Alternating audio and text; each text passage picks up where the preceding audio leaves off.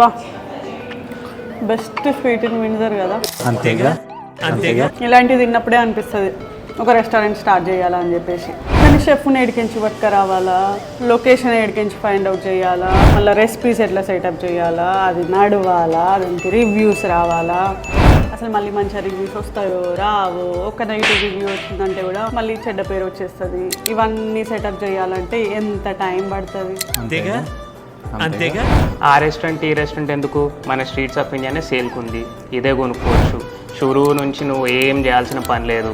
Recipes వస్తున్నాయి, షెఫ్తో పాటు అమ్ముతున్నారు, మంచి రివ్యూస్ ఉన్నాయి. నువ్వు గూగుల్కి పోగానే టాప్ రెస్టారెంట్ ఇన్ విన్సర్ కొట్టగానే స్ట్రీట్స్ ఆఫ్ ఇండియా వస్తుంది. ఇప్పుడు నువ్వు లొట్టలు వేసుకొని తింటున్నావు చూడు, అది one of the best desserts మన విన్సర్లో. సో నువ్వు వచ్చి గల్ల మీద కూర్చోవాలి, దంద చేయడం స్టార్ట్ చేయాలి. ఓ అవునా, మరి ఎట్లా కొనుక్కోవచ్చు రెస్టారెంట్? మీరు కూడా ఈ రెస్టారెంట్ని కొందాం అనుకుంటున్నారా? అయితే డిఎం స్ట్రీట్స్ ఆఫ్ ఇండియా.